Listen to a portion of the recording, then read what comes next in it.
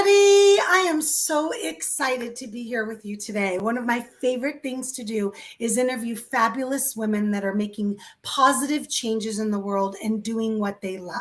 So for those of you that do not know me, my name is Galit Ventura Rosen. I am co-founder of Everyday Women and Women Supporting Women Professionals and Entrepreneurs. One of the groups we're live in today. We're actually live also on my YouTube channel and in my private group. So Karen, welcome. Hello, thank you for having me. It's great to connect with you. I know, it's so fun. We know each other virtually and then we finally get to see each other's faces, even though it feels like we do because we're always doing video. And I love watching your videos on Instagram, but we'll get back to that in a second. So Karen Krysko is an intuitive wellness expert. And when I told Karen I was going to introduce her that way, she's like, well, a lot of people don't know what that is. And I said, don't worry, I'm going to give you a chance to tell them. But before we do that, Karen is also an author in our book that launched in June that hit 6 #1 spots in Canada and the United States called Everyday Woman's Guide to Doing What You Love. And we're going to be talking about your chapter as well. We're not going to let you get away until we talk about everything today. So Karen, would you tell everybody a little bit about what you do, who you are, and what an intuitive wellness expert is? For sure. So the line of work that I do actually started from when I was a child. I've always been intuitive, and it was something that, we talk about intuition and trusting your intuition and your gut. And I had to make the mistakes and failures. I don't see them as failures. They were learning lessons throughout life to realize what I needed to come into my passion and purpose, becoming this, intuitive being that led into, which is similar to as a psychic medium. But as I honed into it and learned through failed marriage and learned through honing into my skills and really coming into myself, that the expert part of it was tapping into people's emotions, into their chakras, into their past traumas, so I can go subconsciously in order to bring that up to the reality or conscious level in order to support them in these blocks or stagnant feeling that they feel in order to transition forward in life. And it's brought so many, again, amazing experiences that have been absolutely extraordinary in that I've been able to work with public figures, celebrities, and amazing people like you that are watching today. It's really fun. For someone that probably only found her spirituality, I call it, a lot of people call it an awakening, only maybe 11 years ago. It hasn't been that long for me. And then, you go through quite a journey, but I've always believed in something my whole life.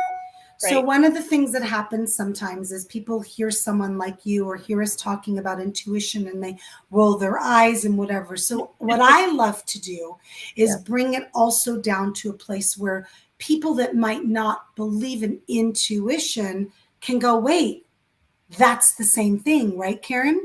Because that little feeling inside that we get, that little red flag that says, oh, I don't think I'm going to go for a walk tonight. Or, what, I'm going to stay home tonight. Or, God, I can't tell you how many times that happens to me. Right. I actually have a situation that is very rare where I had my entire family at the airport ready to leave on a plane.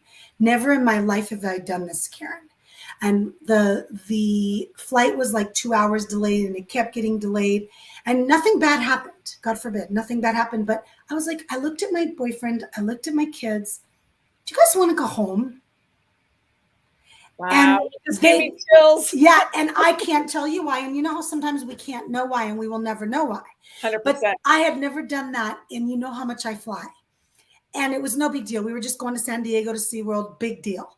But I looked at my boyfriend. I had a small talk with him. I talked to my kids and something said, don't get on this plane today. And nothing happened to the plane, but something said, don't go.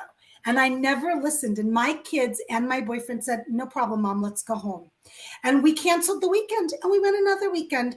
So I want you to share a little bit for those people that have had that feeling that I shouldn't do this, or this doesn't feel good, or maybe this is not right.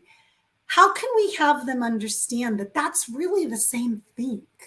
Yeah, it's like your higher self. Some people would take, well, or hear about your higher self, again, your gut, your intuition, Yeah. butterflies in your stomach, right? Whether we believe or not, it is, here we go, it is what it is, right? Like, how do we explain certain things? We can get really in depth, but how do you explain that, maybe you didn't listen to your gut that one time and something did happen, or something turned out that you thought, well, maybe I should have listened to my gut. Even making a decision or a choice over buying furniture. Oh, I should have bought it because now it's gone.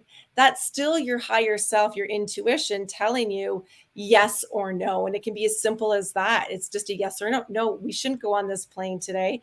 Doesn't matter what the outcome is. There's a reason for it, and trust in it. And if a lot more people would trust in their intuition, and I am finding that a lot more corporate businesses too are starting to realize that trusting in your intuition is actually bringing upon more productivity when I work with them in their companies as well. Because, I've even said to my kids when I have, three children, and even when they were little, if they had like an upset stomach or they just feel off, okay, do you need to have a down day from school?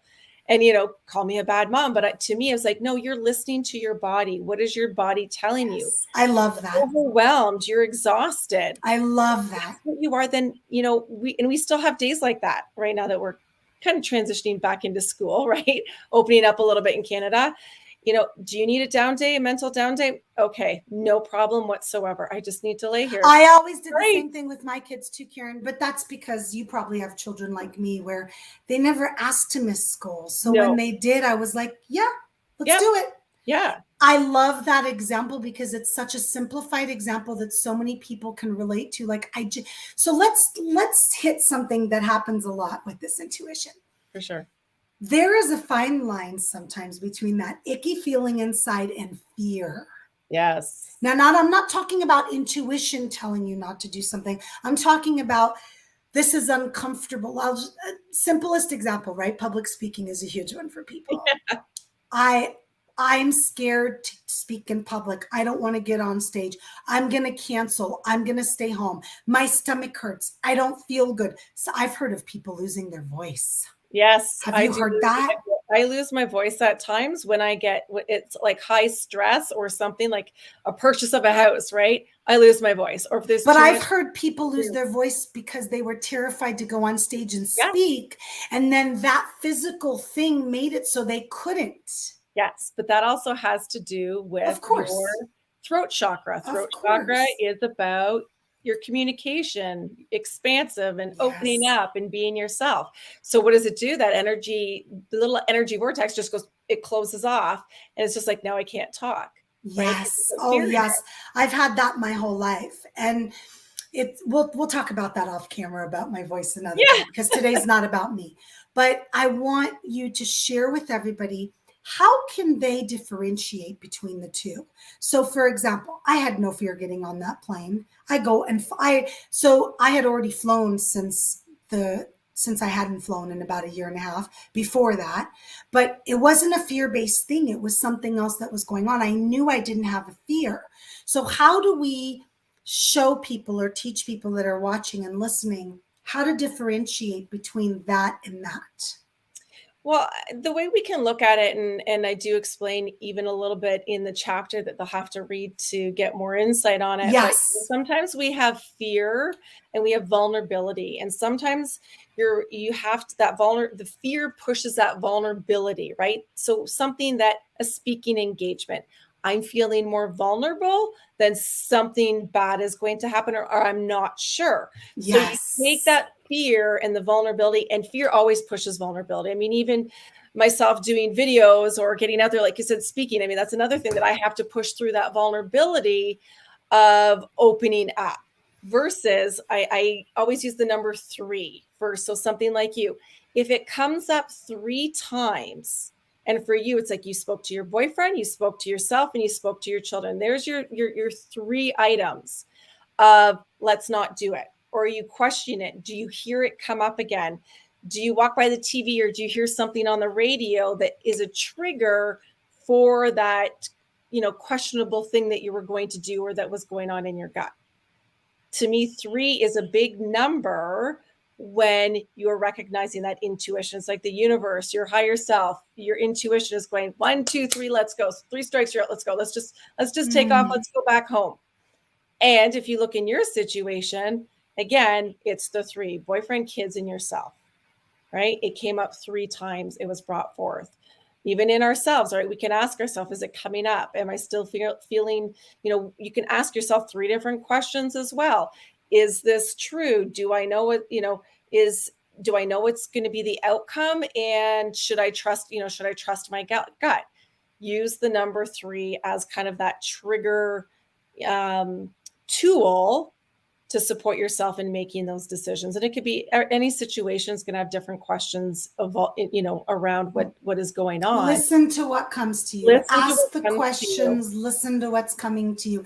And those that are watching that might not believe in intuition and all of those things, you have to really recognize that more than likely you've already experienced it in your lifetime.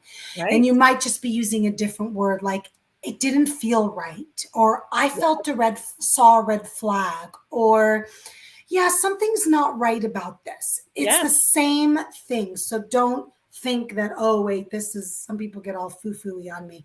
Yeah. But at the end of the day, when you really listen to your body, and I love that, I love the words you use, which are listen to your body, because over my lifetime, I grew into learning how to listen to my body. Mm. My body tells me when to sleep more. My body tells me what to eat. And you're like, what do you mean? It talks to you? No, it tells me. Tells me. Sometimes I'll crave more iron, which is the meat. Sometimes it's like, I don't want Yes. any chicken. Let's do shrimp for a while. It tells me to sleep more. It tells me when to walk. I will say things like, my body's mad at me today. I didn't take my Yeah. morning walk. So when you listen to yourself, even something as important as your body, which is the only vessel we have to live in right now, Right. when you listen to it, it will share with you, okay, let's avoid this, let's avoid that. I love that example when you said Yeah. listen. Well, let's talk about your chapter for a little bit before we Sure. wrap up. Your chapter is called Going from Ordinary to Extraordinary, which I love. It just rolls right off the tongue. The energy of it is perfect. Tell us a little bit about your chapter in the book. So in this chapter, I just got a lot more into, again, that intuition and authenticity of myself growing up, trying to be able to come out into this world explaining who I was when I didn't. It's like I knew who I was, but I didn't know who I was. And I go into, age myself and go, there wasn't Google to type in, I have these experiences. What do I do? I had to open up and be vulnerable and talk to my family, is more on my aunt and my grandmother's aspect of things, where I found out, where that ran in the family. So it was about honing into who I was, different tools and techniques in there as well that I give you, to trust, to believe, and what can support you of really coming into yourself so you can live that life filled with happiness, that life filled with love and freedom. Because, in the end, that's what we're all looking for, right? Is happiness, joy and freedom. I love that. And I have to tell you, I won't share a lot of it today, but I follow a lot of amazing spiritual leaders.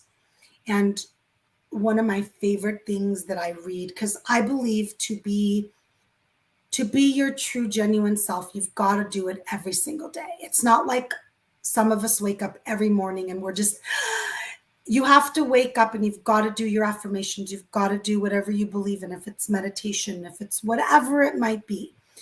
And what I've learned about happiness is it really is a choice. And we know people that live in some of the worst circumstances in the world, and they still smile every single day. We've seen the videos, we've seen the pictures, and you're like, how can they be happy? How can they smile? So I love that you brought up happiness. And because it's so important for people to recognize that's listening that, first of all, perfect doesn't exist. Get over it. Get over it. Make your own reality, make your own world. 100%. And yeah, it's so much fun. Yeah. Well, Karen, tell everybody how they can get a hold of you, how they can connect with you. I'm also going to have you put the links in the comments of all of your information. This is also going to get emailed out to our list so people will be able to see it as well. But what's the best way to get a hold of you so they could work with you? Because you actually do intuitive coaching, you do healings, you do intuitive readings, all those amazing things. I do. Yeah. So you can reach me obviously through Facebook, or I have a website at channeled-wisdom.com. Or if you look up Karen Krysko, it will pop up in Google now that we have Google, or any search engine, as well as I'm on Instagram all the time, putting some great stuff out there. And it's Karen Krysko _ channeled wisdom as well. And make sure to put all the links in the comments. 100%. Ladies, if you aren't watching Karen's videos and you believe that we are affected by the energies of what's going on around us and what's already out there, you'll really enjoy her videos. I love watching them. Sometimes I'll be like, oh my God, it's like she's talking to me. And the funniest part is when you watch them after the fact. Yes. And then you're like, oh, right? That makes so much sense. Yes. So I appreciate you being part of our book. I appreciate you. It's so nice to connect with you. It's so nice. You are a beautiful soul. You're doing great things. Thank you, thank you, thank you for everything you do for men and women. And we appreciate you being part of our community in Everyday Woman. Thank you. I appreciate it. I love the connection. I love how everybody is so loving and connected to one another. Yes. And the support, we can't move forward unless we have support in some way. And it's a great community to be part of. So amen. Amen. Thanks, Karen. Bye, everybody. Bye.